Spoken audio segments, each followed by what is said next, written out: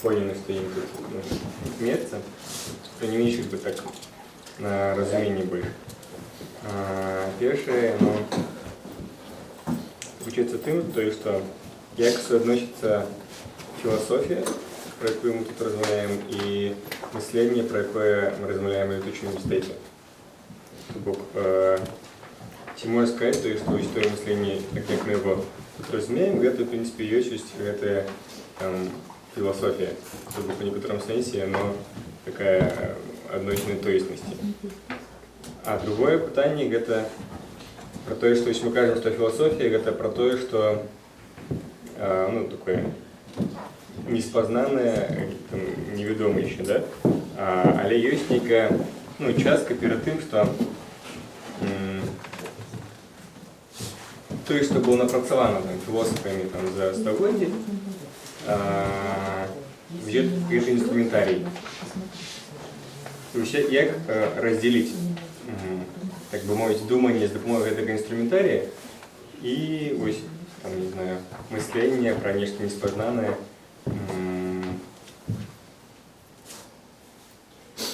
Да, ось. Я його запутанный, попытаюсь. Ну, тобто, ось ми на курсі з Бабком, який був перед цією лекцією, ось казали, що ось є там думання, да? Ось люди думають, там, люди там мислять і так далі. Кажуть, що філософія, вона дає людям інструментарій, як певним чином оперувати з ідеями. Ну, і це певний там один тип мислення. А є мислення про те, що якби неспознанне, яке колективне, да? І ось атрымоўваецца, што каб мысліць калектыўна, трэба быць аснашчоным гэтым філасофскім пластам інструментария. Да? Что, это пытание.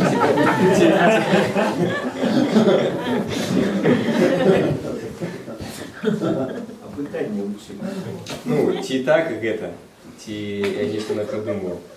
Собрал Бабков. Ну да.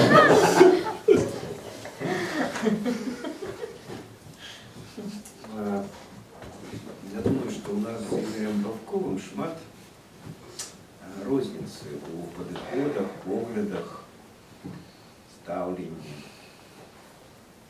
до головных ідей філософських. А тому з этого розного ставлення до головних філософських ідей повстає розниця уже і по неких мелких, малых питаннях. И я не веду, як отказать коротко на это питання. Да? Бо вы маете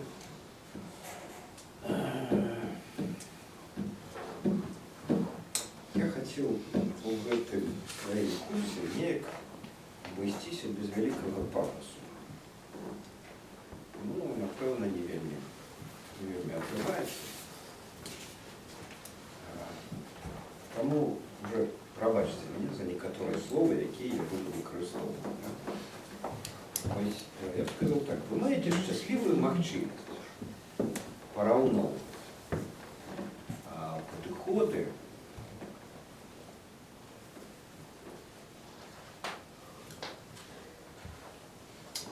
я б знову використав некое слово такое, да? Ну добре, порівнювати підходи мої і Бабкова. Достаточно. Коли ви сумніваєтесь, і у вас повстають сумнення відносно того, що одно і те ж ми з Бабковим говоримо, всі про розне. Одно і те ж ми говоримо про це, ці розне. Далі ви можете поспробувати висвітлити це, порівнявши з кимось більш крутим, чим я і Бабков. Найти і яшчэ правесці параўнанне. Калі вы параўноўваеце два паміж сабой, патрэбна адпаведная тэхніка, адмысловы падыход, каб гэтае параўнанне набыло нейкае, хай сабе не аб'ектыўнае, хоць бы набліжанае да аб'ектыўнасці ці пераадольваючае суб'ектыўнае стаўленне да значэння. А значна лепш і лягчэй пераадолець суб'ектывізм, калі вы параўноўваеце тры чагосьці паміж сабой. І там нават не так ужо трэба распрацоўваць метады ацэнкі і спосабы параўнання. Вы карыстаецеся простай такой дыхатаміяй. Чым две рэчы строг падобныя, і чым яны адрозніваюцца ад трэцяй. При этом у розных камбінацыях можна гэта падабенства і адрознасць браць. І тады вось эта катэгарыяльная пара падабенства адрознасць дае магчымасць шмат што выцягнуць з гэтых трох аб'ектаў. Ну, а летучий університет дае вам магчымасць параўноўваць пакуль што мой падыход і Бабкова, а ўжо пра трэці плаціцеся самі. А это, калі я разважаю пра кароткі адказ, якога не магу даць. А калі доўгі адказ, то ён атрымоўваецца ва ўсім курсе лекцый, што я зараз чытаю. Ніяк іначай я не магу сказаць. Але ж цікава, што тэма сённяшняй лекцыі – гэта праца з ідэямі і цыклы жыцця ідэй. Напэўна, гэта сапраўды павінна пераклікацца з тым, што абмяркоўвае Ігор Бабков. Ну, але ж да гэтага нам яшчэ трэба падысці. Добра, можа яшчэ ёсць пытанні, заўвагі, сумненні?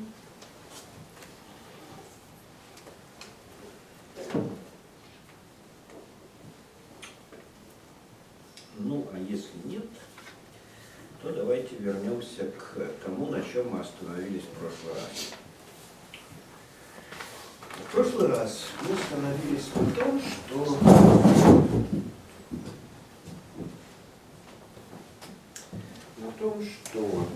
когда мы фиксируем нетождественность одного и того же термина, одной и той же категории, одного и того же понятия, когда оно употребляется в качестве субъекта и в качестве предиката суждения, то это является достаточным основанием для начала сомнений. А в чем мы тогда, собственно, сомневаемся?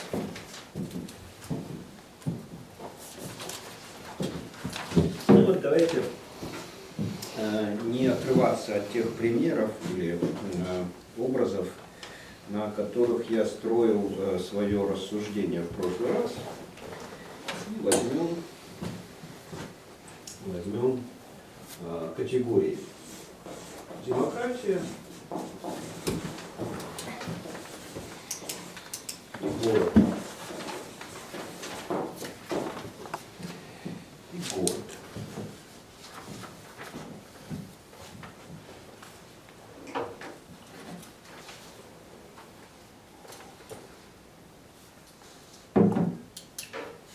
Все знают, что такое город, да?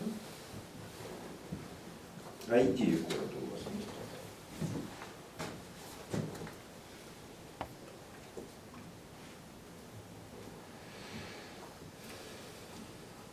Или что такое демократия?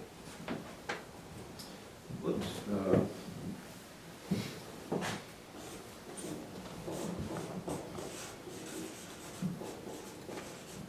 однажды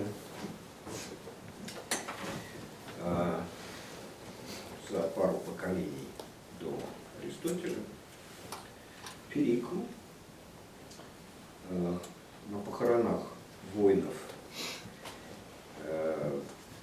которые погибли в войне со Спартой, произносил большую речь. Эту речь записал Фукидид, причем Фукидид, как политический противник, он принадлежал к группировке афинских аристократов, являвшихся политическими противниками Перикла. И с одной стороны, а с другой стороны, он известен как второй историк или второй человек, причинившийся, имевший отношение к возникновению науки и истории. Был Геродот, предпринявший исследование, и он тоже важен в этом смысле. Ну и Фукидид, написавший, наверное, первую полноценную историю в истории Греции, историю Пелопоннесской войны. И вот, будучи политическим противником и одновременно историком, Фукидид записал, застенографировал и привел в своем труде речь Перикла, который обозвал то, что чем Афины отличаются от Спарты, назвал это демократией. И с тех пор, когда афиняне обсуждали полиси, политику, общественное устройство Афин, они говорили, что в Афинах демократия. И эта самая демократия отличается от странного устройства общества в Спарте и в других городах, и в самих же Афинах. Потому что когда-то в Афинах была монархия. Они говорят, демократия отличается от монархии. Но потом монархия в Афинах не восстанавливалась. И демократия время от времени сменялась каким-то вот странным таким другим общественным устройством, которое греки называли тиранией. То есть кто-то захватывал власть, становился тираном, единоличным властителем, но не таким, как монарх, то есть не имевшим большой легитимности своей власти монопольной, а временной легитимностью.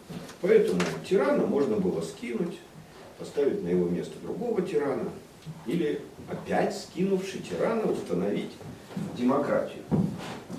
И демократия поэтому понималась как противоположность монархии и тирании. Власть одного, но в одном варианте или в другом варианте.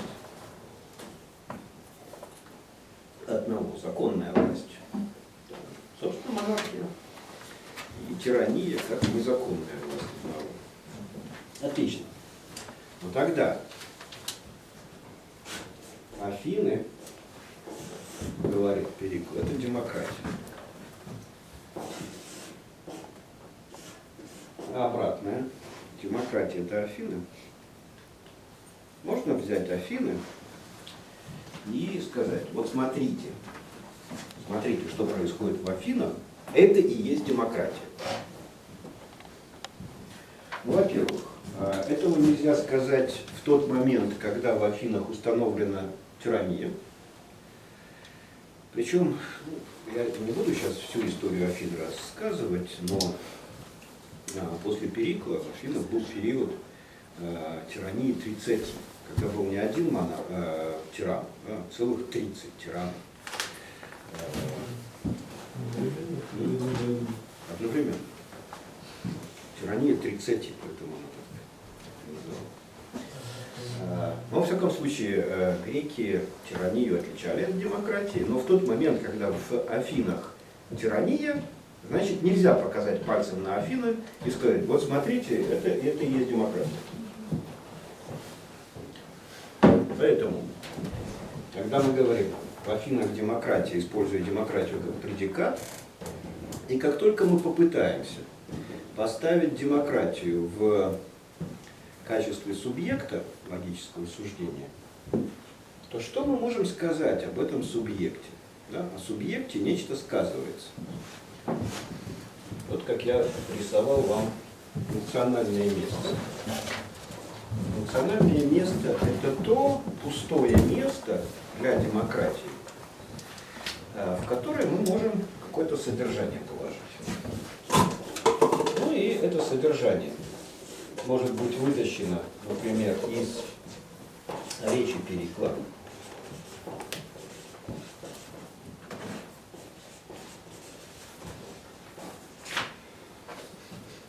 Или какое-то другое содержание.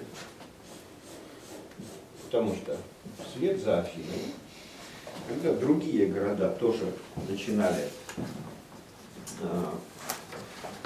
как-то обсуждать свое общественное устройство и пытались оспорить монополию Афин на демократию. То есть еще в каких-то городах могла быть демократия. Но спрашивается, если в других городах есть демократия, то демократия в Афинах и демократия в этих городах – это одно и то же. И вот, когда Перикл произносил патетическую похоронную речь, употребление слова демократия имело один смысл в этой пафосной речи, а проходит время, и об этом надо как-то задумываться. И вот Аристотель задумывается об этом, да, и говорит, а какие вообще еще бывают общественные устройства, если не демократия, например, и монархия? Ага, тирания, он говорит. Что такое тирания? Ну, это власть одного. Ну, начинает дальше сомневаться. Ага, власть одного, вроде монархии. Арх старший, да? Моно один. Старший должен быть один.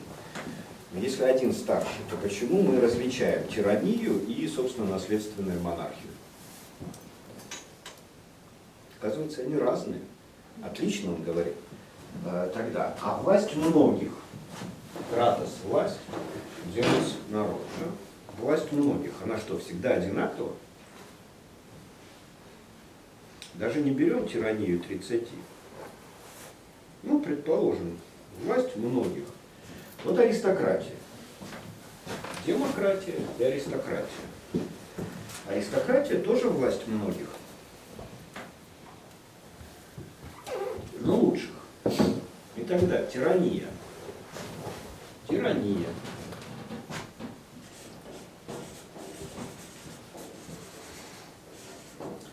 Тирания. Когда тирания 30, то это явно не монархия. Да? Их там 30 штук.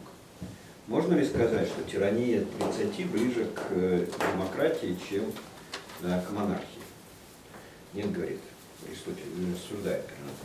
Скорее, это уже как бы ближе, например, к аристократии. Что такое аристократия? Кратос тот же самый, да, но власть не всего народа, а лучшей части народа.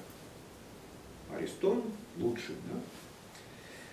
И вот лучшие захватывают власть, и вдруг оказывается лучших ровно 30. Почему бы не считать тиранию 30 аристократией? Да он говорит, рассуждает дальше. Ага. Если монархия, монократия, да, бывает разная. Одну мы называем монархией и как-то с ней миримся, а другую называем тиранию и считаем это злом, то может быть и власть народа, власть многих тоже может быть разная. Может быть, например, аристократия. Демократия, как аристократия, власть лучшей части народа, а может быть власть худшей части народа. И тогда Аристотель говорит, ребята, вы говорите, что демократия это и есть Афины, и хреноподобное. Ваши Афины – это вообще охлократия. Да, это власть многих. Но вы же дали власть многим, не различая, кто хороший, кто плохой. Дали власть многим, и эти многие на базаре толпой определяют, что будет происходить в Афинах. Власть толпы не может быть чем-то хорошим. Поэтому демократию надо отличать не от тирании и монархии, а от охлократии. Вот я примерно реконструирую. Все происходило не совсем так, как я рассказываю. Но тем не менее, примерно реконструирую, как мог рассуждать Аристотель или его современники. И тогда что мы имеем? Мы имеем порождение целой кучи идей из фиксации несовпадения. Той же самой демократии относительно Афин, когда мы ставим ее в положение субъекта или предиката суждения. И как только мы это несовпадение выявили, получилось, что демократия описывает или охватывает как бы разные поля смыслов и значений. Какие-то эти поля, наверное, есть общее, что-то отличается. Когда мы говорим демократия в качестве предиката и потом демократия в качестве субъекта суждения. А что делает или оставляет все-таки демократию демократией? Потому что Аристотель сформулировал целый ряд других каких-то вещей. Вот охлократия, например. А вот еще он придумал олигархию. Олигархия – это вам не аристократия. Олигархия – это тоже власти многих, как бы, да, но не совсем лучших, скажем, да, а богатых. Ну, точнее, даже не богатых, потому что к богатству потом еще уже без Аристотеля придумали слово меритократия, там, ну и так далее, и так далее. Пошло-поехало. И оказалось, что властей и общественных устройств, ну, видимо-невидимо. И каждое общественное устройство очень трудно найти в чистом виде где-то, в каком-то городе, в каком-то месте. Но идея любого вот из этих общественных устройств, она появилась. Она появилась, и появилась она как то, что удерживает вместе разное употребление слова демократия, первичное в качестве предиката и субъекта логического суждения, ну а потом и во всех остальных вариантах,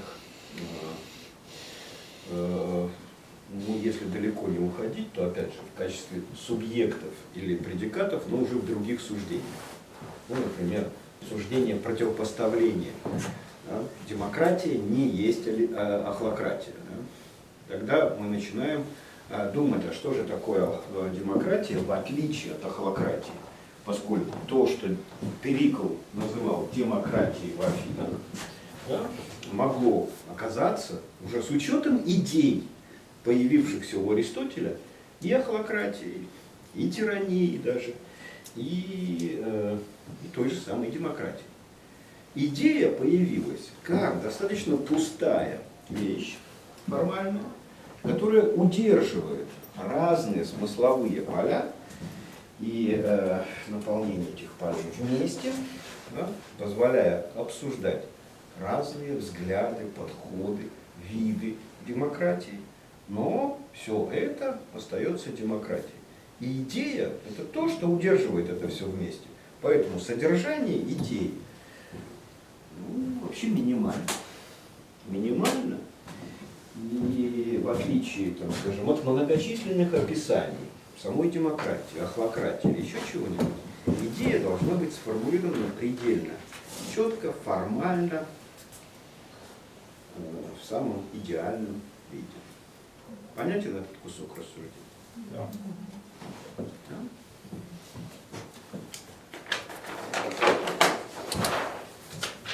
Отлично. Но к чему относится эта самая идея если мы имеем только какое-то одно суждение. Ну, например, Афины имеют демократическое общественное устройство. В Афинах царит демократия. Или,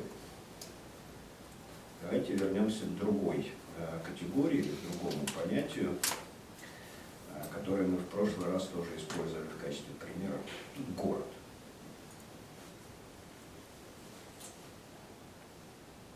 Итак, мы с вами выяснили, что если мы ставим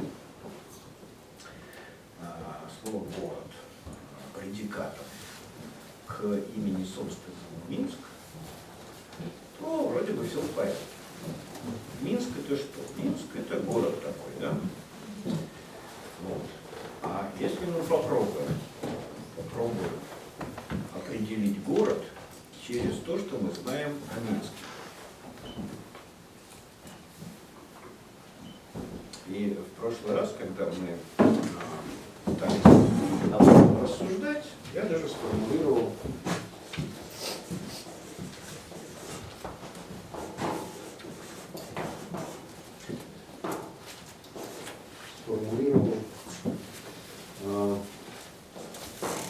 такую форму суждения.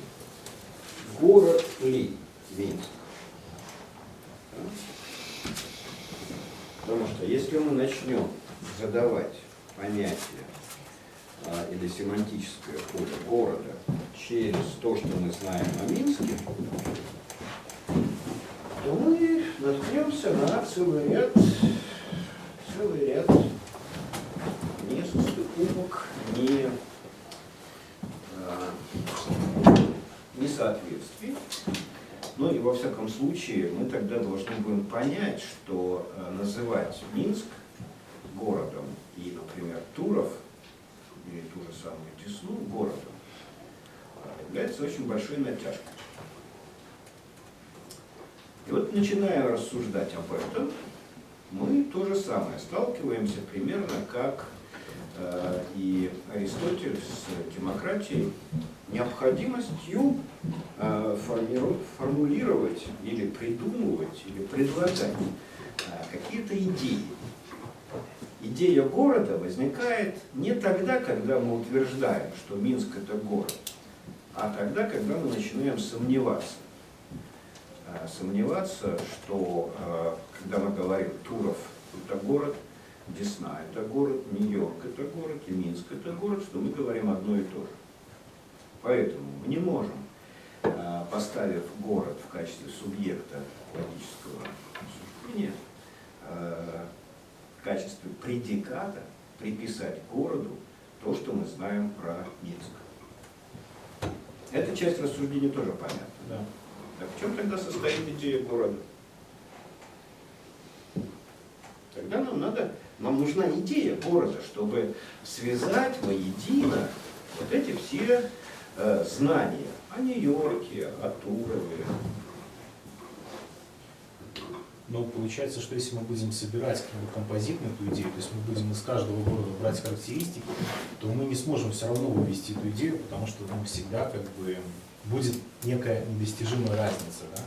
То есть всегда будет, во-первых, какое-то противоречие между конкретными примерами, да? То есть так не достигнуть цели, получается так. Да. Да, так, цели не достигнем, мы не достигнем. И вообще, вот этот путь, как порочный путь, должен быть известен школьникам примерно с 5 класса. К сожалению, им этого не объясняют в 5 классе, хотя материала, знаний в 5 классе уже достаточно, чтобы они это понимали. То есть, грубо говоря, чем больше мы собираем знаний о чем-нибудь, да, у нас в этом случае возникает некая иллюзия переполненности знанием, да, но цели своей, формулировки идеи, получения идей, да, мы не достигаем. скажем, до Карла Линнея биология, ботаника и зоология состояла вот в таком как бы способе. Да? Мы набираем, ловим бабочек, тараканчиков, жучков, рыбок, там, птичек и так далее, накалываем их всех в гербарий или в коробочки какие-то складываем, да? Тем самым приобретаем кучу каких-то знаний. Но биология, биологическое знание как таковое, тем более практическое биологическое знание, от этого не увеличивается, не растет. Еще Гераклит, живший задолго до Аристотеля, говорил, что многознание уму не научает. Иначе там Пифагор, прочие, несколько человек перечисляемых их, должны были быть признаны умными. Что это? Что таковы не являются. Между прочим,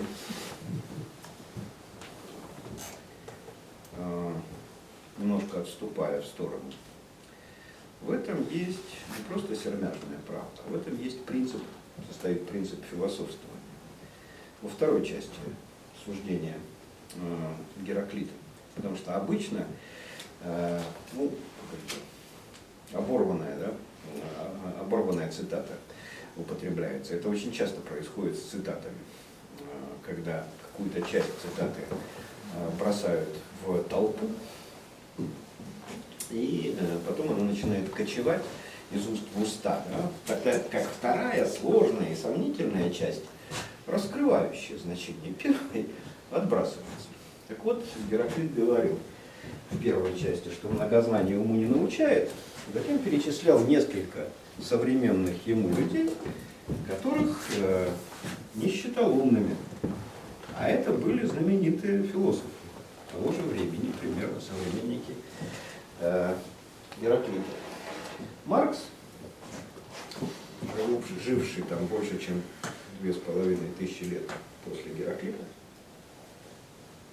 в 1840 году, или 1939, набросал для себя тезисы, которые звучать должны были бы примерно таким образом. Людвиг Фейербах дурак кончил.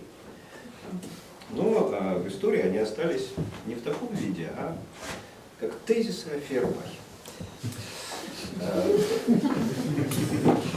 И первый же тезис звучал примерно таким образом.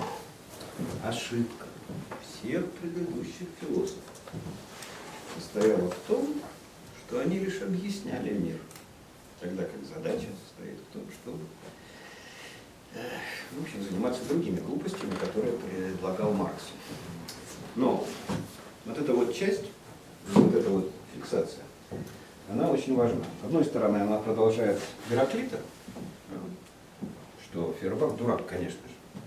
Что бы он там не знал, что бы он там не делал и так далее. И потом Маркс с Энгельсом вдвоем даже несколько раз объясняют популярной публике, почему Фейербах дурак. Но в данном случае, в коротких тезисах о Фейербахе, Маркс начинает очень последовательно. Так, Фейербах, тоже мне Фейербах. Все предшествующие философы ошибались. И если вы не сможете выйти на вот эту вот ступень рассуждения, когда все предшествующие философы ошибаются, никогда не станете философом. Слишком категорично. А? Слишком категорично. Ну а что делать? Правда жизни такая. Это, конечно, поспешно, поскольку к практичной категоричности мы должны подойти только к концу этого вопроса. Помните еще, как называется этот курс? Это закончить, да? Это я забежал вперед. Вот. Но пока это тогда запомним.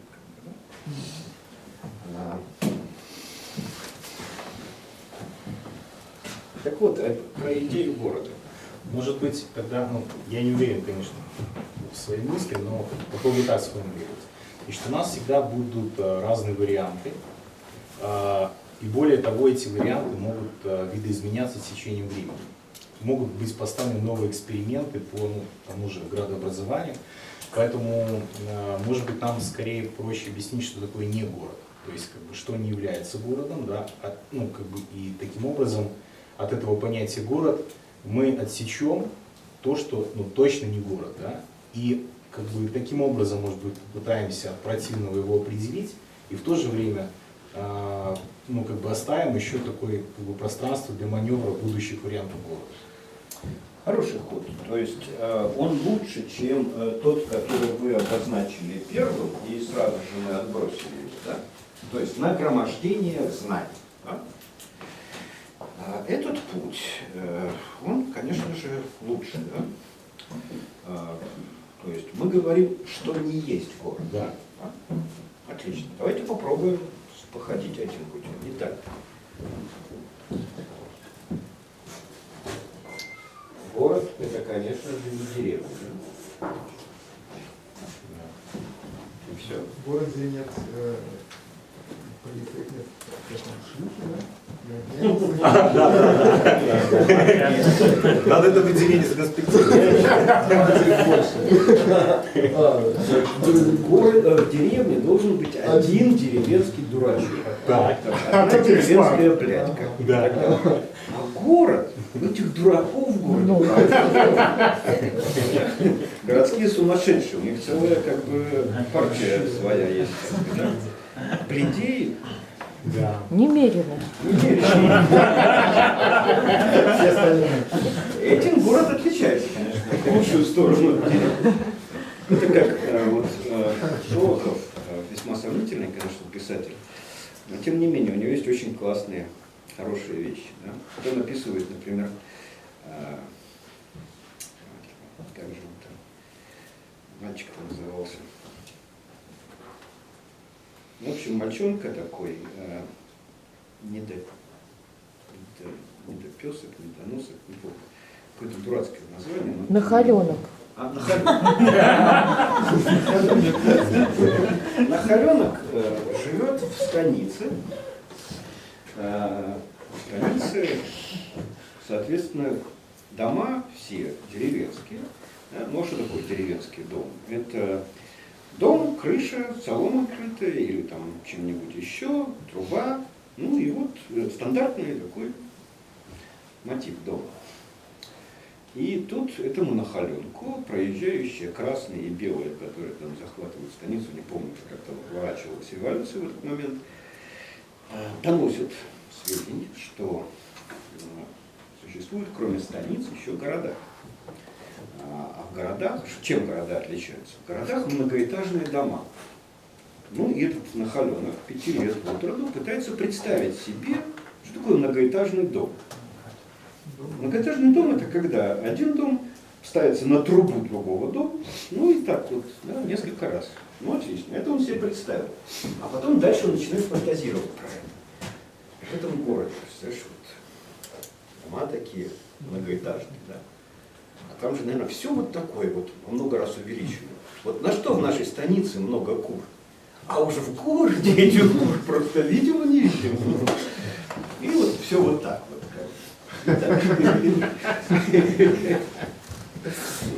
Кур, собак. То есть город — это большая деревня. Да? Большая, причем в нескольких смыслах. И в ширину большая, и в высоту большая. Или что-то еще. Да. Мне мой батька сказал, что город — это военная джунгли. Мой царство небесное. Помню такое. А для меня не больше все параметры якостные, колькостные характеристики. Якостные — это некая певна уровень цивілізації, який для этой країни ён трошки повинен быть неким пуховиком, локомотивом для остальных населенных пунктов. А штось тут повинно бути інше, своєособліве, ну, у кожного своє, і ще якісне, колькісне, і плюс адметне. Ось. Это уже описание идеального города, по-моему. А колькасний усяго шмат. Ну, шмат павярховасць, шмат насельніцтва, шмат творчасці, больш, чым усюды вакол. Ну так, як мы будем тады з Десной і з Аршанамі? На той пэўнай тэрыторыі таксама ёсць нейкая адметнасць, нейкая большасць і нейкая адносныя характарыстыкі. Все роўна адметнасць можа быць гэта традыцыя, напрыклад, стураў нейкая. І, напрыклад, тураў зараз, гэта так, не философский подход. Но смотрите, вот мы пошли с коллегой, договорились, да, идти путем... Что не город. Да, отрицательно. А мне все, что хочется. Так, давайте походим тем путем, а вы сразу определяете, да, что вы знаете. Кстати, каменные джунгли. Так. Ну, Так джунгли не город. почему? А каменные? Понимаете? В этом мне здаецца, что есть так само Знаете, я могу разговаривать с вами, вот как в диалогических парах, да? А вы вообще слушаете друг друга, кроме того, что я говорю? Вот, например, помните, что спрашивал у меня Евген вначале? Или вы опоздали? А он спрашивал очень важную вещь про мышление, историю идей, и про одну и то, или это речь идет там, и так далее, да, и вообще про мышление, когда мы говорим, потому что и Бабков, там еще кто-то, да, называют эту категорию, причем и как субъект суждения, и как предикат суждения, и по-разному склоняют, об одном и том же речь идет, или нет, да? Так вот, смотрите, когда мы говорим, город это каменные джунгли, это имеет отношение к мышлению? Я думаю, так. Ну давайте не будем торопиться, да? Вот когда Хайдегер, есть такой философ Хайдегер, кстати, один из любимых у Бабкова философов, и вообще очень значимая фигура в 20 веке.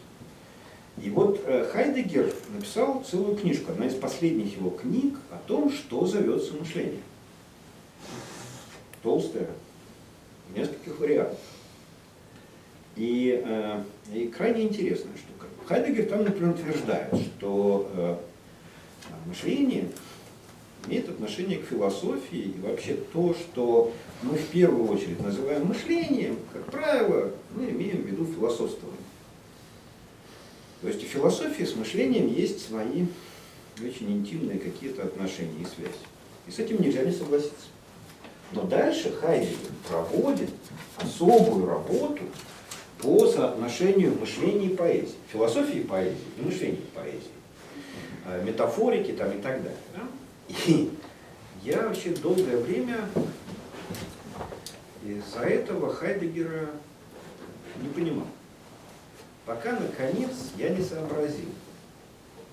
Точнее, читал, и вот в какой-то момент Хайдегер мне эту идею доводит. Что же он видит в поэзии? В поэзии он как раз видит вольное обращение с категорией, которые можно поставить в любую позицию в логическом суждении, и за счет того, что в поэзии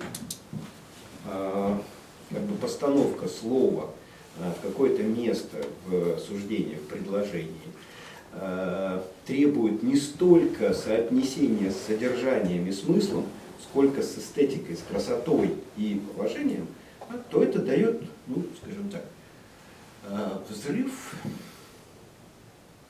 смыслов, отношения к тому, что в этом слове сказано. И поэтические метафоры в этом смысле иногда, не являясь никакими понятиями и определениями, да, вынуждают нас задуматься об идее, которая за этим стоит. Поэтому, когда мы говорим и слышим не раз каменные джунгли про город, мы можем отбросить это в область поэзии целиком, не соотнося это никак с мышлением, с философией и так далее. Ну, красивая метафора, да? А можем подумать. Попытаться подумать об этом таким образом. А что роднит город с джунглями? В отличие, скажем, от деревни. Почему мы деревню не можем назвать, там, не знаю, глинобитными джунглями? Джунгли одиноко. Густая застройка городская. Теперь полицейский за любым углом. Небесные. Ну, понимаете, какая штука? Выясняется, например, что джунгли про город говорят, имея в виду, что люди, которые населяют этот город, в отношении друг к другу почти такие же, как в джунглях звери. Не просто потому, что там они нападают друг на друга и так далее. Они не интересуются друг другом. Они не знакомы друг с другом. И в джунглях, живущие в джунглях, звери фактически могут заночевать в любом месте, где есть укрытие там, и так далее, где застала ночь, и поменять легко вещи. Вот что касается деревенского жителя, все не так. Все не так. Дом для деревенского жителя, соседи для деревенского жителя значит совершенно что-то другое.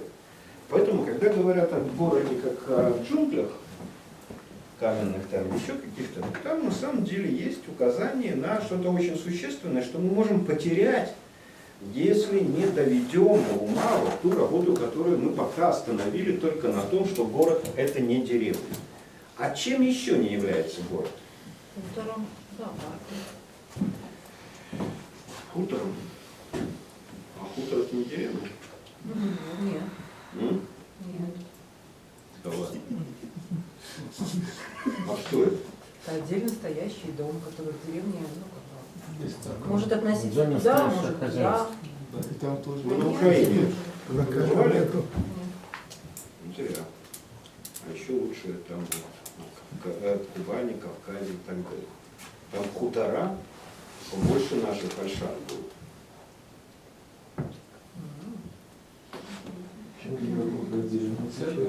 Да. Село.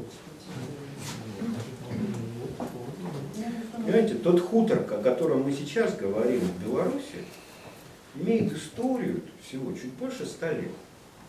И появился он в Беларуси в результате оформления Столыпиным той сельскохозяйственной реформы, которая началась в Беларуси, в первую очередь в Гродненской, Виленской губерниях уже Российской империи, после отмены крепостного права.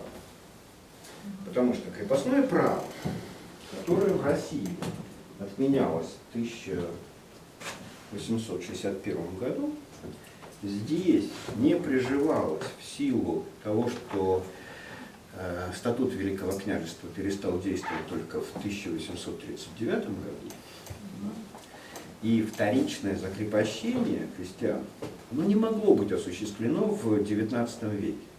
Это все-таки уже был XIX век, а не, например, там, 17 или 18. Поэтому здесь как такового крепостного права в общем-то не было, но не было и нормальной полноценной собственности на землю крестьян. И как только после восстания 1963 года озаботились уже, собственно, правом на землю, то и начались разные процессы, в том числе и появление того, что мы сейчас называем хуторами. Чуть раньше такого рода вещи начались в Прибалтике, где то же самое, крепостное право не отменялось там в результате вот какого-то одного указа, действий и так далее, да, в течение там, сотни лет крестьяне обретали право собственности на землю, прямой собственности или косвенной в виде арендованной земли там, и так далее. Но они тоже расселялись поближе к той земле, которую получали в собственное владение. И тогда разрушается практика общинного землепользования лугами, пастбищами там, и так далее. Да? И каждый начинает селиться в силу того, что надо еще охранять свою собственность, да, селиться поближе к тому участку, который теперь уже его. Раньше это было как? Вот дали, обрабатываешь, потом тебя могут забрать, поменять, независимо от того, это была общинная земля или феодальная земля. Да? А теперь она твоя. И вот люди стали стремиться жить на этой земле. Стали появляться хутора. Всего-то 100 лет. Деревня просто расселилась. Ну, стали расстояния между домами побольше. И ничего не менялось. В плане деревенскости. Ну ладно. А вы знаете такие вещи, как, например, форт.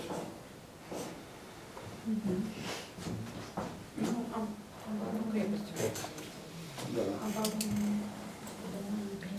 Есть еще поселок городского типа. Есть поселок городского типа. Есть, скажем, поселение Слобода.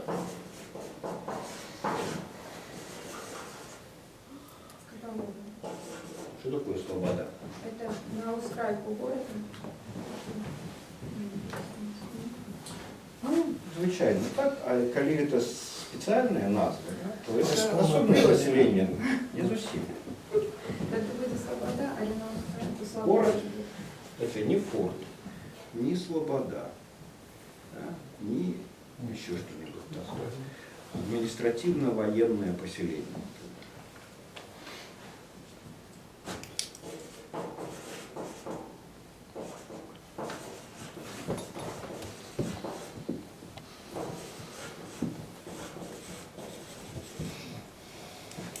И вот, смотрите, какая штука.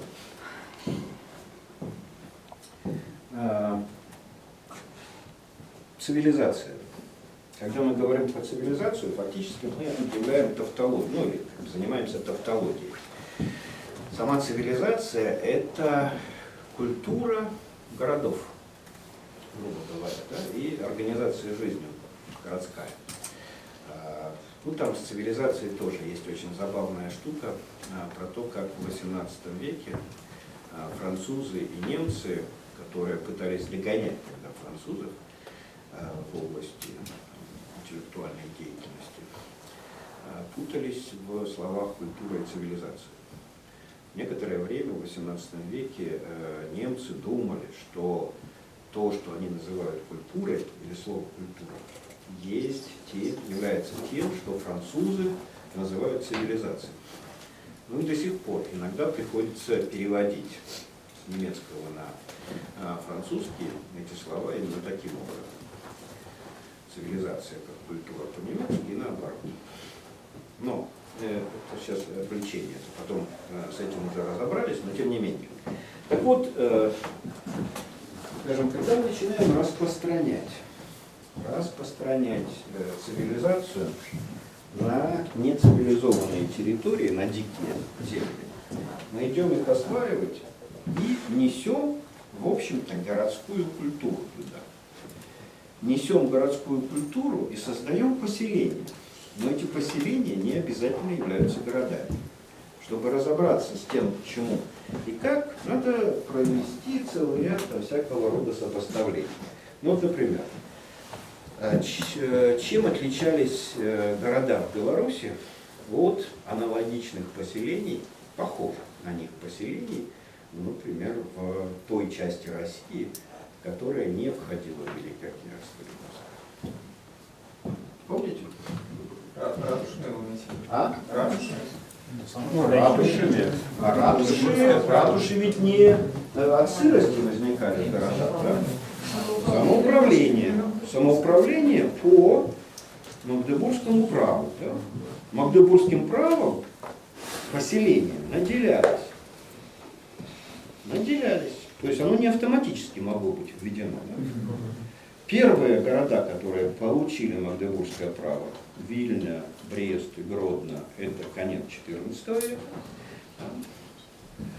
А последние города, которым присваивалось, ну или давалось Магдебургское право, это уже в конце XVIII века, незадолго до разделов Польши. И сначала Объединенная Федерация, потом уже унитарной Польши, да? Смотрите, в течение сколько? 400 лет почти, да? Ну ладно, 300. 300 лет распространялось магдебургское право. Являлись ли городами те поселения, которые не обладали магдебургским правом в Беларуси? Пиратов не было. Вот у Грицкевича, историк такой белорусский, да, есть книга, она называется «Частновладельческие города» в Великом княжестве Литовском в 15, 16, 17 веках. Я не помню точно, по-моему, 16-17, ну где-то вот этот промежуток времени. Что такое частновладельческие города? Ну да. Это города, которые не обладали магдебургским правом, не имели самоуправления, да, а были хозяйственными городами. Они назывались городами. Назывались. Являлись ли они городами при этом?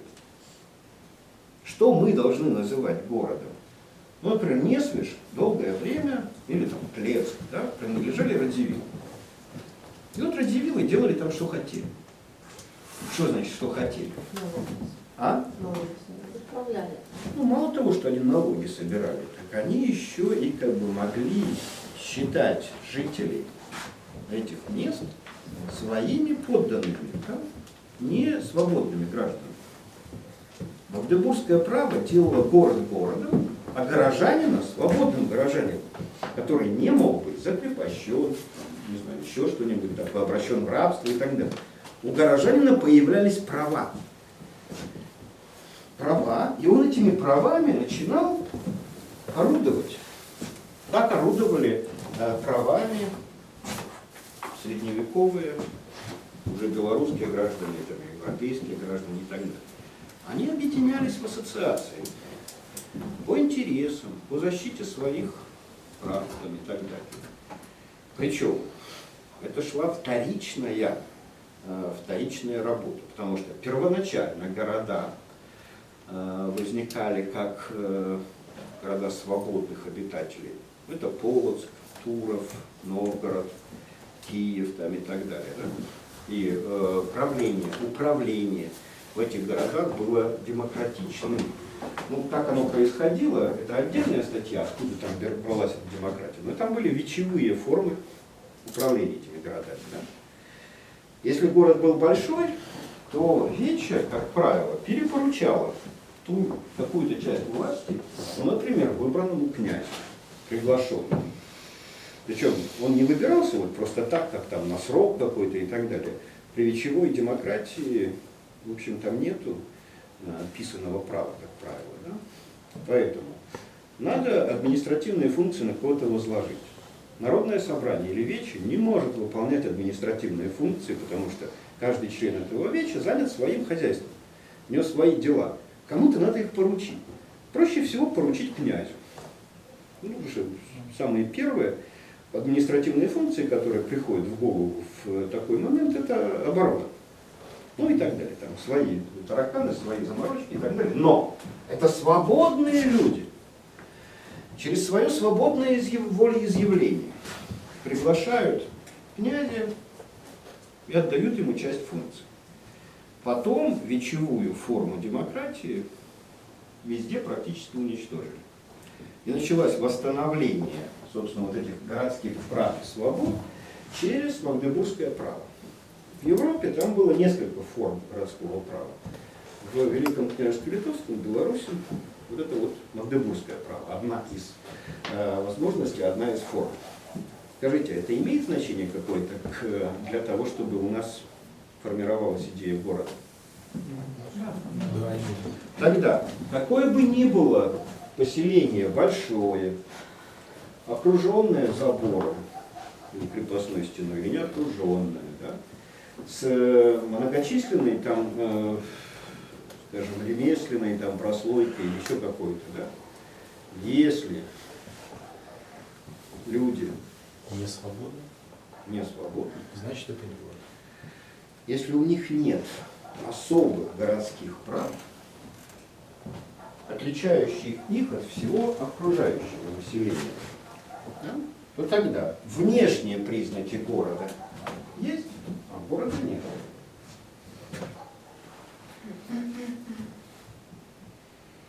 Но это было в средние века.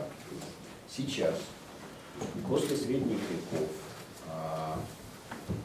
в эпоху, скажем так, буржуазных революций, идея права была сопряжена с идеей равенства. Поэтому было недопустимо, чтобы человек, живущий в сельской местности и живущий в городе, наделялся разными правами.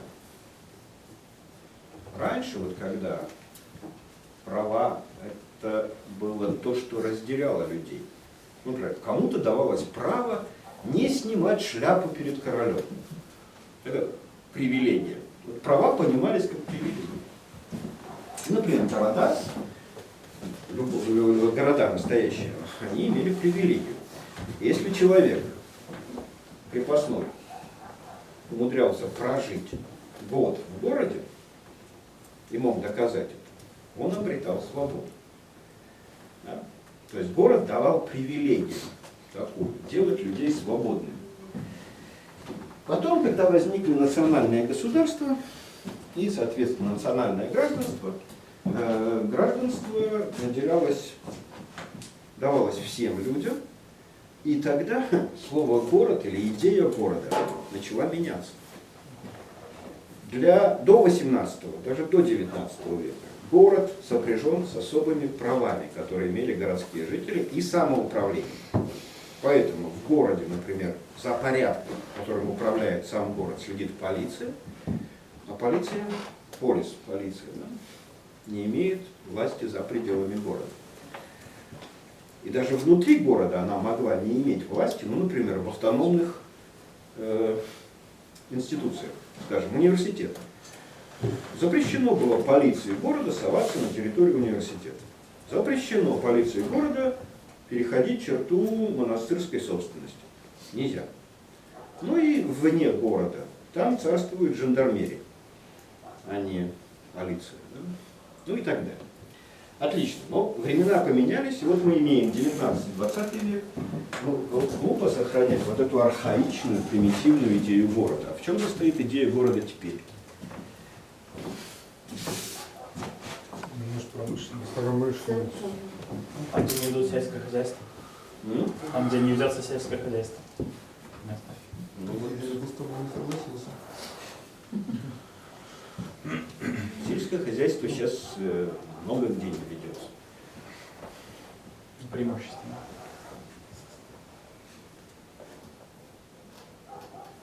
Вот еще Аристотель, связывая город, полис с политикой, конечно, обсуждал права, там, свободы и так далее.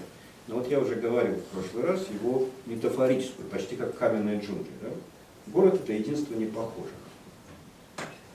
Город есть собрание разных образов жизни на одной территории. Там, где один образ жизни, ну, например, военно-административное поселение, захватывают русские в Сибирь и устраивают город Тобольск, якобы город. Да? Почему? Потому что на кочевых этих самых землях большое поселение, обносят его частоколом, чтобы туда всякие дикари, башкиры с татарами, немцами, самоедами не напали. Да? Объявляют это городом. А это не город. Это военно-административное поселение, вынесенная администрация московская в Сибирь. И люди там все ведут один и тот же образ жизни. Вокруг завода на Урале, какой-нибудь Златоуст, или там Нижний Тагил, или там Екатеринбург, да? Строится шахта, завод и так далее. На заводе нужно, чтобы работало много-много людей. Этим людям нужны какие-то там жены, дети, прочее, да, им, соответственно, нужно там ситец продавать, чтобы они там себе свадебные наряды шили и так далее, значит, нужно купцов привлечь и так далее. Но возникает поселение вокруг рудника или завода, и все работают на заводе. Возникает огромная слобода. Никакой не город. Почему в городе должно быть много городских сумасшедших? И кто является городским сумасшедшим в городе? В принципе, любой носитель другого образа жизни для другого является сумасшедшим. И город – это место, где вот эти вот все сумасшедшие, носители разных образов жизни, притираются друг к другу. Притираются и живут бок о бок. Иногда в одном и том же доме, иногда дома различаются по там, статусу, богатству и так далее, да, но тогда в соседних домах или в соседних районах там, и так далее, да. Но в городе, город, тем более город в 19-20 веке, чем в нем больше собрано разных образов жизни. И вот однажды, в конце советского времени, в 1989 году, мы проводили игру в городе Клайпеде. Не в городе Клайпеде, а город Клайпеда был немножко специфическим, особым городом и в Литве, и в Советском Союзе. Много чем отличался, в том числе хорошим. Например, даже советские идеологи пытались распространить опыт торговли розничной, магазинами торговли города Клайпеды на весь остальной Советский Союз, из чего не получилось ничего, вообще никогда не получилось. Но тем не менее, Клайпеда рассматривалась как отличный от других город. И вот на этой игре жители Клайпеды вдруг сообразили, как один из людей, там, коряво владевших русским языком, говорит: я понял, в чем цель и миссия должна быть нашего города Клайпеды. Город должен городеть. То есть город должен обретать в себе черты города, да, приращивать их, и все больше и больше двигаться к воплощению идей города. Как только они поняли этот смысл, началась разработка того, каким образом это может происходить, и игра приобрела необратимый характер. В игре начал разыгрываться распад Советского Союза, потому что для того, чтобы Клайпеда могла городеть, Советский Союз являлся главным помехой. Это происходило, собственно, за 2 года до распада Советского Союза.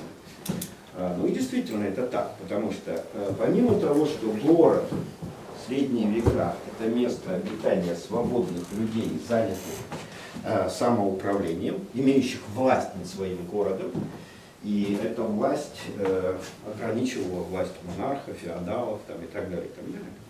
Так вот, если с идеей национального государства, и в этом смысле равенства всех граждан перед законом, независимо от места их обитания в городе или в деревне, отменила эту черту города, то вот самоуправление, самодостаточность и ограниченность власти государства на территории города, это осталось. И город только там, где есть ограниченность власти внешней на его территории. Если такого ограничения нет, городов нет. Что? Получается, в городе нет города. Обратите внимание, это вы сказали.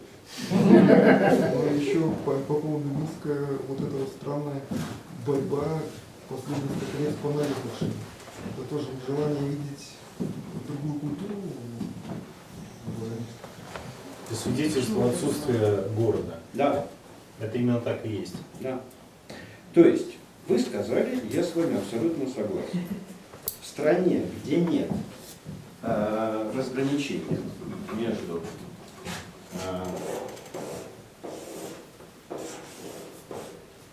местным самоуправлением и государственным властью, городов быть в принципе не может. Их просто нет. В этом смысле Минск большое поселение в Беларуси, выполняющее столичные функции. Да, то есть это место прописки всех государственных институтов. И все. Поскольку он не является самоуправляемым, то он не является городом. Поэтому мы имеем посткапитализм в стране, да, и город-государство. Ну, собственно, 10 миллионов вы в Европе найдете другие города не меньшего объема и количества. В этом смысле даже Туров с Десной ближе к городу, чем Минск. Потому что там хотя бы на их территории ограничена власть районных властей. И таких городов, маленьких городов в Беларуси несколько. Каменец, не Каменец, Высокое в Каменецком районе в Беловежье, Давидгородок в Столинском районе, Туров в Житковичском, ну и так далее. Заславль, часть в Минском районе. Но это отдельная песня. Как бы. Я сейчас, это все-таки философия у нас как бы, да, а не городоведение или урбанистика. Поэтому я просто демонстрировал вам работу вот с идеей, да, с появляющейся идеей. Она у нас еще только-только появляется. И вот она появилась в своем зародыше. И, ну, если брать вот эту вот вещь, да, в этом смысле идея города очень плохо содержательно прописанная, но она может крепить на себе целый ряд, в том числе того, что не является городом, от чего мы отталкиваемся, да, городоподобных разных образований. Кроме того, историческую эволюцию городов. Поэтому мы понимаем, что город в 19-20 веке это совсем не то же самое, что город, владевший магдебургским правом когда-то. Да? Ну и так далее. И, помимо всего прочего, идея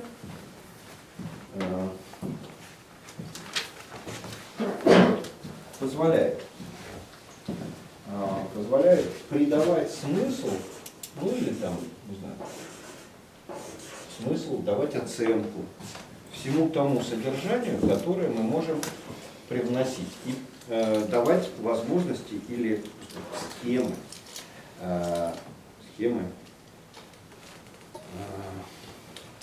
критерии понимания того множества знаний, от которых ума не прибавляется, без наличия идей, схемы и так далее. Или как в этом смысле философия обыденного языка, есть такая книжка у Вадима Руднева, и она посвящена, и вторая книжка специальная, вот применение этой самой философии обыденного языка применительно к анализу книги Милна про Винни-Пуха.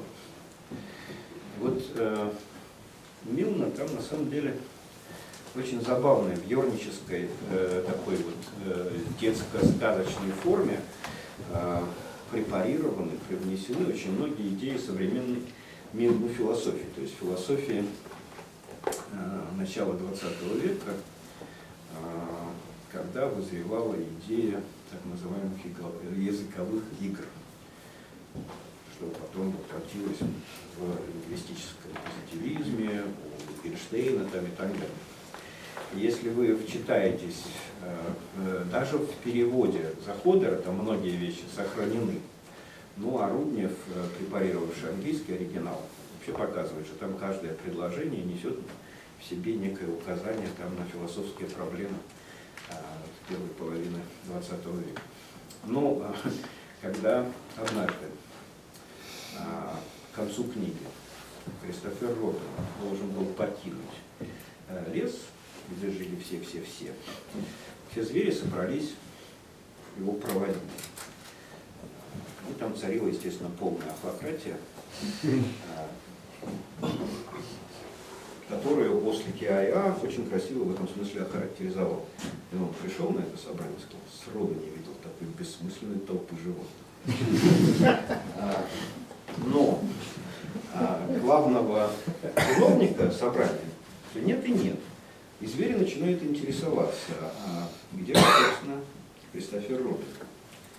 На что тот же Ослик Иа, который выполняет здесь функции самого умного, да, говорит: кажется, он нас покидает и уходит в школу. В школу, спрашивают все, типа там кролика и его родственника. А что это такое, что там делают?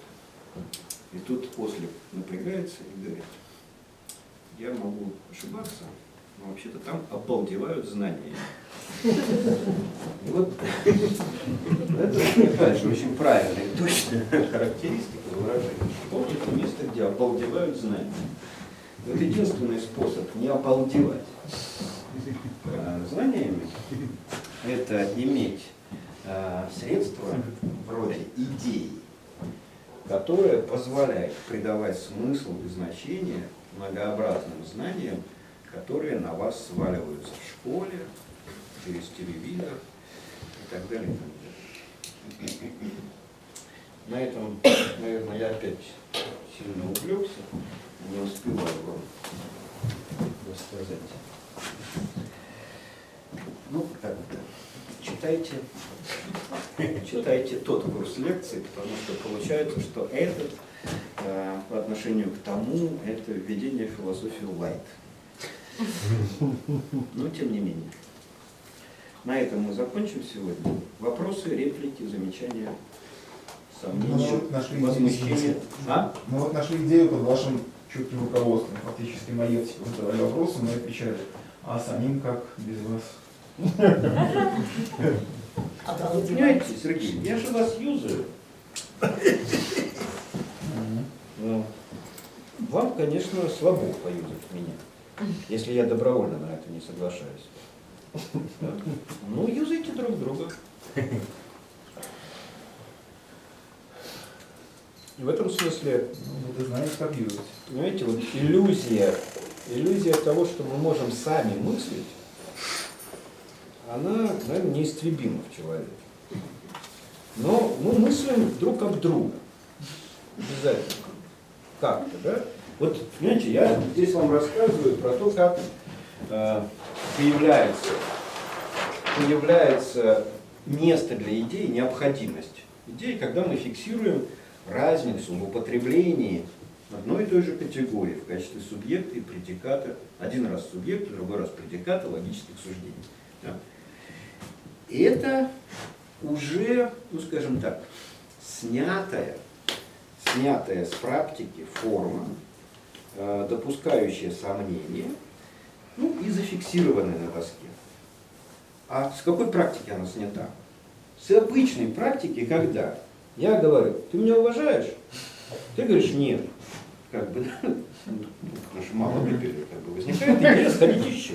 Это идея. Но вот это вот простейшее в диалоге согласие, достижение согласия и несогласия выводит нас на протоидеи, на простейшие какие-то идеи. Они нужны в повседневной жизни, в повседневном общении и так далее. Философия в этом смысле отличается только тем, что она оперирует как бы идеями, которые не непосредственно в общественной жизни, вот как бы, да, в обыденной жизни встречаются, но имеют значение для таких вещей, там, как урбанистика. Вот любой человек в городе, он обустраивает себе место в смысле того представления об образе жизни, которое он разделяет. И город ему позволяет или не позволяет, он сопротивляется этому или позволяет эти вещи. Да? При этом, чем больше приходится преодолевать сопротивление, ну, тем ярче общественная группа носителей этого образа жизни. Да? Ну, скажем, когда-то были стиляги, да? Про них там целый фильм снимал, или хиппи, или еще кто-то. Да? Вот наиболее такие яркие образы жизни, их нужно пробивать, за них нужно бороться. И здесь как бы сопротивление города, оно очевидно. Это не значит, что там надо, чтобы полиция гоняла этих людей, там стригла, резала им клёши там, и так далее. Да? Сопротивляются другие образы жизни. И нужно как-то найти, согласовать, состыковать с другими образами жизни свой образ жизни. И это нормально. И там возникают вот разного рода такие идеи. Кто-то становится, ну скажем так, идеологом хиппи. Да? И он является носителем тех смыслов, идей, которые вбрасываются, которые в общественном сознании города обсуждаются. А другие хиппи, они свою бытовую жизнь ведут и борются в этом смысле за простейшие какие-то вещи. Да? В коммунальной квартире, где-то там и так далее. Или как в Копенгагене, знаете, они захватывают там райончик крестьяне и устанавливают там свои порядки. Как бы, да? По-разному бывает. Но, тем не менее, как бы вот это всегда происходит. Но самые простейшие идеи мы можем ловить, когда друг с другом разговариваем. Но главное в этом разговоре внимание обращать на несогласие, несовпадение. А когда мы ищем только согласие и несогласие списываем на дурной характер другого, мы сами закрываем для себя возможность не то что мыслить, да, даже просто приступиться к этому. Вот, поэтому можно, конечно, и не общаясь пытаться мыслить. Но это я понял только читая Хайдеггера. Для этого надо любить поэзию. И мыслить не об живого собеседника, а об поэзии. Адзінства ўзнікае, калі састыкаваць адбываецца, это будзе адзінства.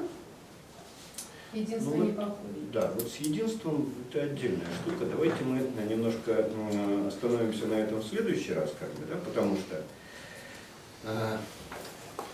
вот как мой учитель все время говорил, да, что единомыслия не бывает.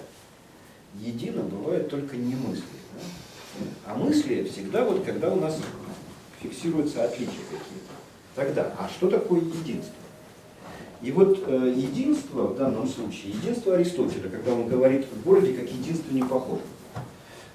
Там более-менее как бы можно на понятных вещах остановиться. Да? Ну типа, мы не похожие должны делить территорию одну и ту же.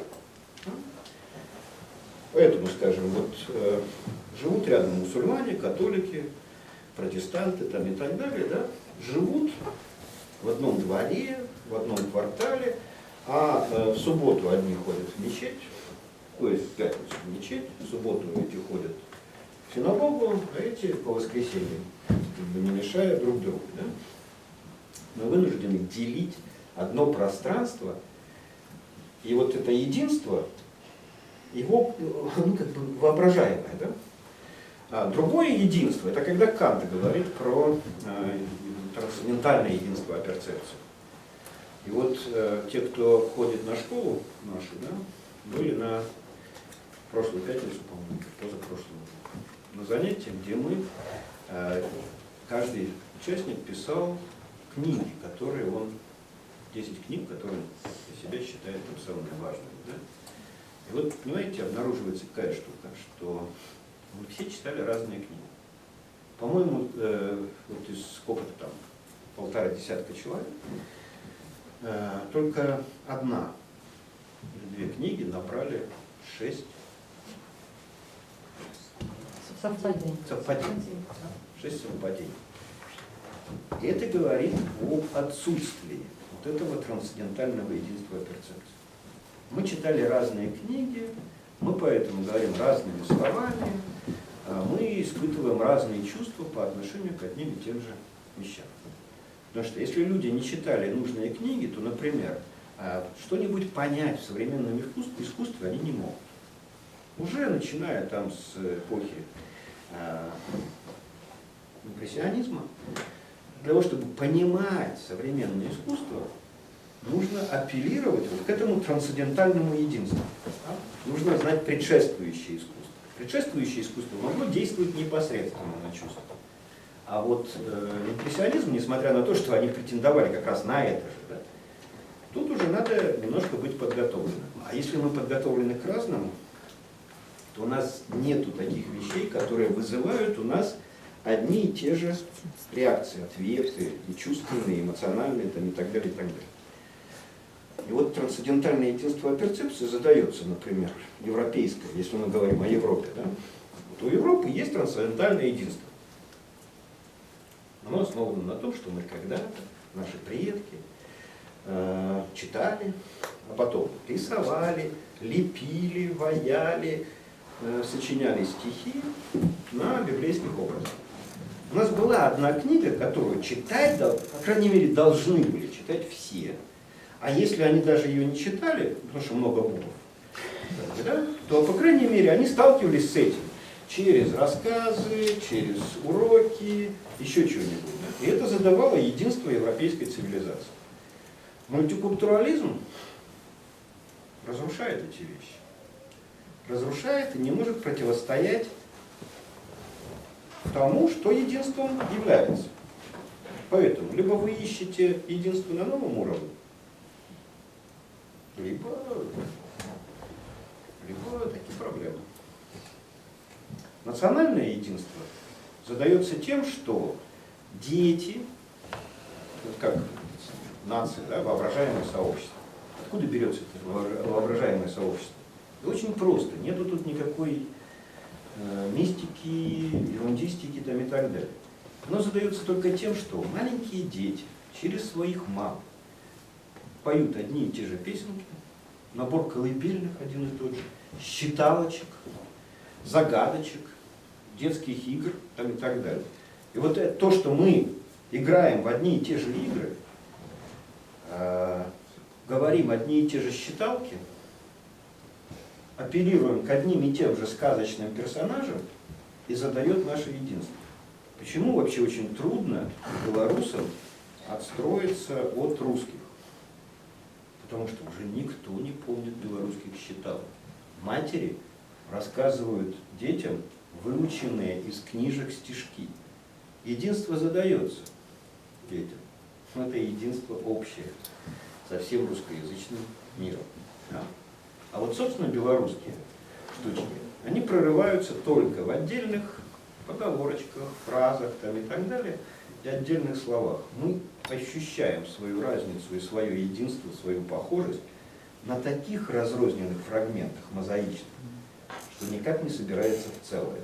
И пока мы этого не сделаем, пока матери не начнут своим детям в колыбели петь одни и те же песни, отличные от того, что поются в других территориях, все усилия закона о мовах, ВНФ, ТБМ, мовы на ново, мовы цікавые, будут марными. Поэтому жить надо в корень и искать идею. Не сочинять глупые национальные идеи, как некоторые, а искать. Ладно, я категорически, да. Я хотел бы, коли мне буде дозволено удокладнення зробити, а коли не буде, я запитаю. Чому дозволено? Дозволено Удокладнення удокладнення питання. було минулий вторник чи п'ятниця, так там була просьба виказати 5 від 5 до 10 книжок, які повпливали на чоловіка. І то, що, наприклад, тільки там одна книжка на 7 чоловік однолькова повпливала, не означает, что остальные не читали эту книжку. 5-10 книг это мало. Это удовлетворение, я пробачаюсь, что, а другое... Але ж тут губляется яскравость, разность. Питание вот такое. Да. Вы отсылаете нас до конспекта своих лекций. Агучце, калі ласка, дзе іх знайсці, па-першае, а па-другое, як вы казалі, набор дадзеных фактов не дадае ведаў, трэба ідэя. Вось я ніяк не магу злавіць ідэю гэтага занятка, што зараз быў. Я даведаўся, што горад быў такі, можна горад так думаць. Не сказалі, што ў Канстытуцыі ёсць там горад. Горад на тэрыторыі Рэспублікі Беларусь гэта нешта такое, што законам определено. Прэзідэнт ставіць, ёсць горад, може не бути городом. Так ось ідею я не відчув. Я боюся, коли я до ваших лекцій звернуся, я без вашої яскравої промови не зловлю сутність. Бедаете? Ну, ось такое меня бентежит. Я достатково понятно зловлю. Почитаю про субъект, предикат, раз, и все вылетит.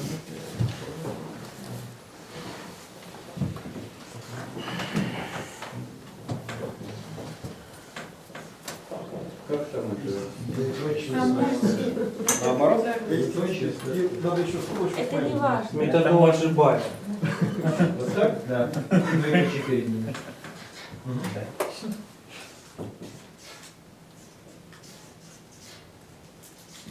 Можно введение философии Маскевич. Просто у Google просто набрать введение На сайте секретная лекция. Там А, одна на сайте не поверхность. А? Нет, на сайте нема. А я так шукав. Что? Не, я просто шукав на сайті університету эти книги. Там есть литерально несколько книг, да, а остальные заховываются на этом старом сайте, и они там это самое. И там есть раздел книги, да, але ж у книги там не треба вести. Я казал, что там вы открываете в облако Тегл, и в облаке Тегл там находится введение философии. Можно еще короткий вопрос? Сейчас. И дальше. Вот смотрите, какая штука, Леонид. Я сегодня, да, наверное, плохо рассказал. Я рассказал не рассказывал не идею города, а про идею. Моя задача, вот в следующий раз, если я буду отвлекаться, то напомните мне, да, я должен рассказать цикл жизни идей. Вот сегодня нам важен не город, потому что я мог бы разговаривать, например, на тему идеи человека там, и так далее, да? И при этом не формулировать ее и не записывать под копирку или там, в рамочку и наизусть. Как бы, да? Как возникает идея и как она начинает работать. Добре, я зрозумів. Да? И это речь про идею, а идея города – это всего лишь иллюстрация к идее, как таковой. Ідея – це вельми агульна ідея, це амаль що матерія. І нельзя викласти, наприклад, определение материи, так само таким же чином нельзя выкласти определение, ну, Вот понимаете, какая штука? идеи. Я-то говорю хуже. Все определения – робики для мысли. Не надо вообще ничего определять. Ну, тоді ми зводимося до того, що ми випрацьовуємо безумовний чи умовний рефлекс на слово ідея. Нет. Очень много Нет. Ну, просто можно народить идею. Видите, Ні, мышление вещь сложная. ви випрацьовуєте у нас, а ми повинні Я інсайт ничего- зробити. Я ничего не выпросовываю у вас. А Я я вас запрошаю. Да? Запрошаю долучаться до мяне у спочатку філософської задум'яності. Да?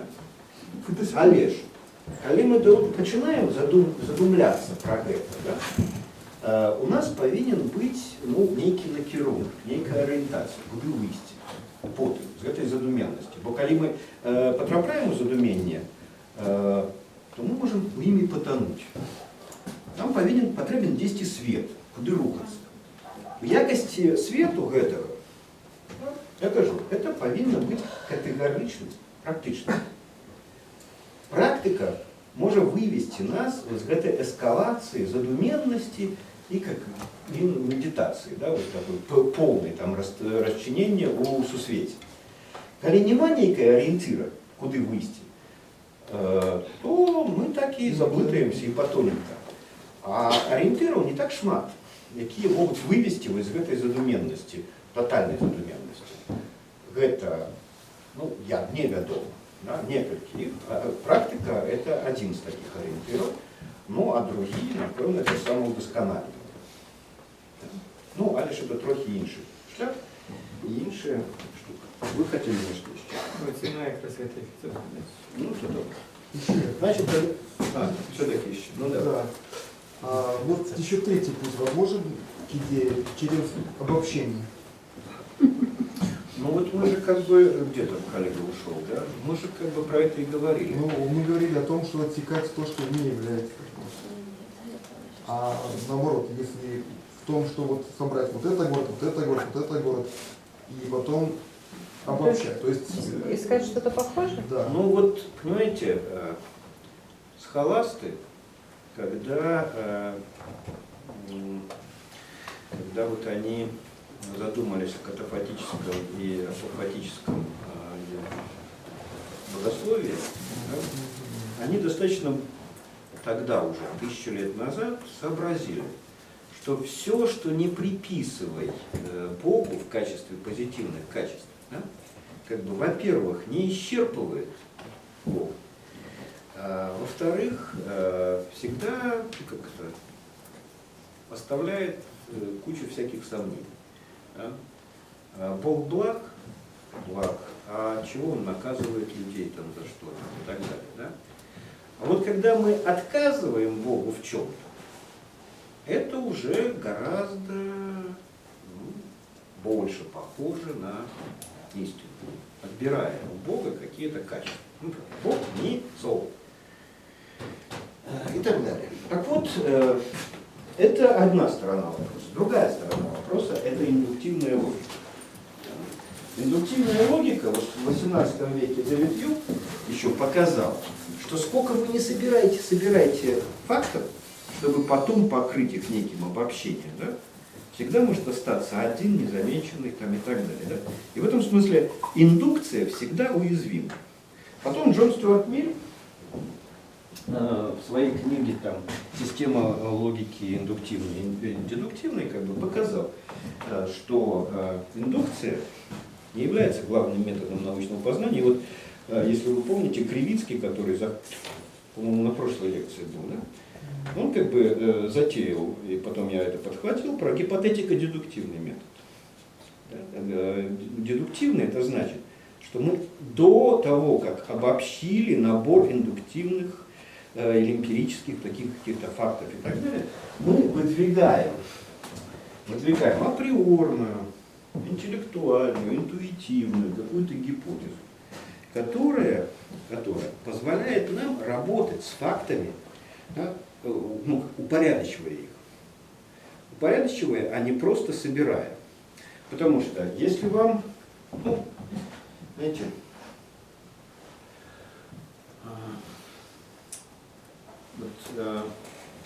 я, наверное, здесь больше владею историко-психологическим материалом каким-то.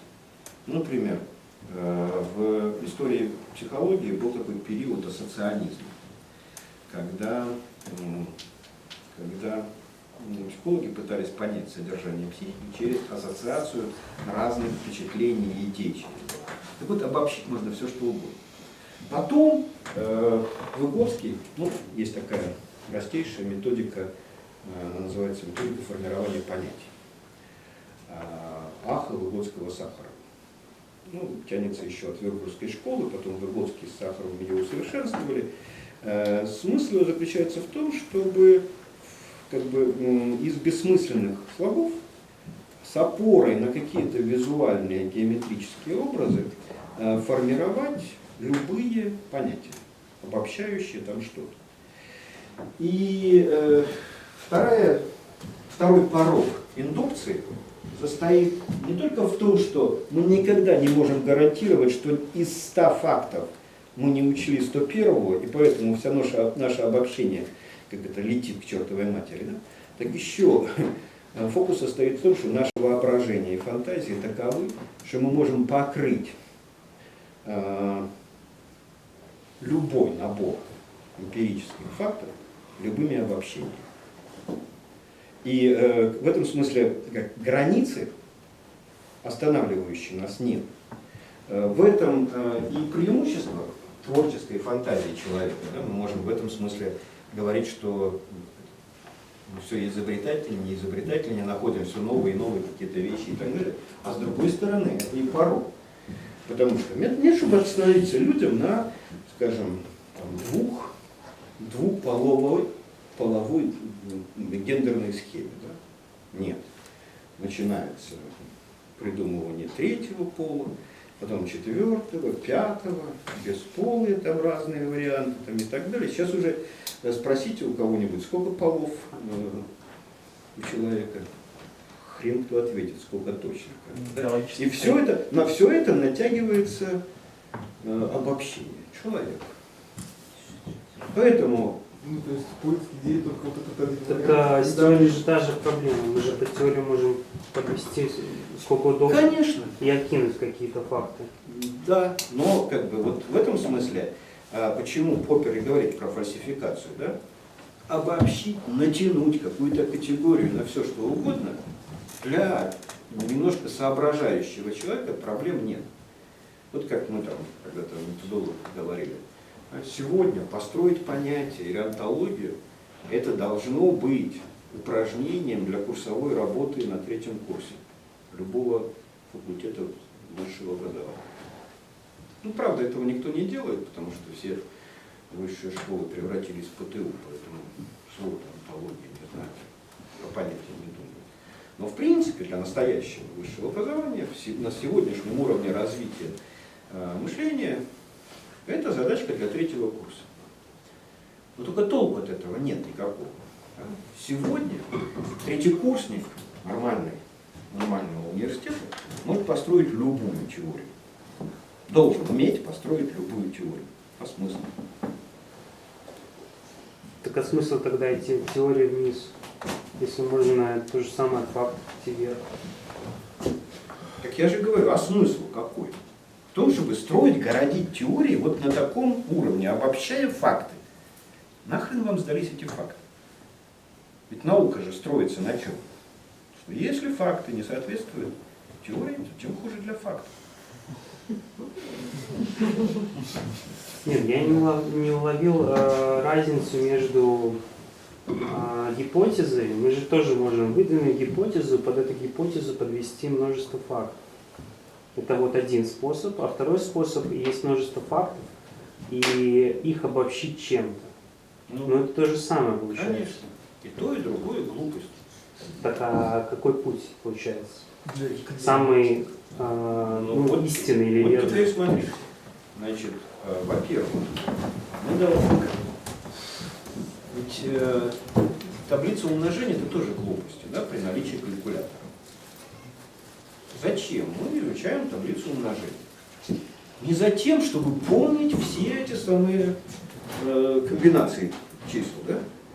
Нам нужно для того, чтобы научиться оперировать этим, потом знать. Когда-то, скажем, когда не было калькуляторов, и логарифмическая линейка была большой ценностью, были инженеры, которые выучивали таблицы логарифмов наизусть. Да? Глупости, когда есть логарифмическая линейка, когда есть сегодня компьютер, калькулятор, там, Excel и так далее. Да? Но тем не менее, мы все равно эти вещи осваиваем. Так вот, и индукцию, и дедукцию. Ну, два противоположных метода. Нам надо освоить. Но только не думать, что с помощью их там получается что-то практически ценное, скажем так. Да? Вот к ценному надо отдельно относиться и критически относиться, но то, что мы должны это уметь, да, потому что это входит в базовую комплектацию мышления. Без этого никак. Только останавливаться на этом не надо. Вот мы и двигаемся дальше. Пока вот так.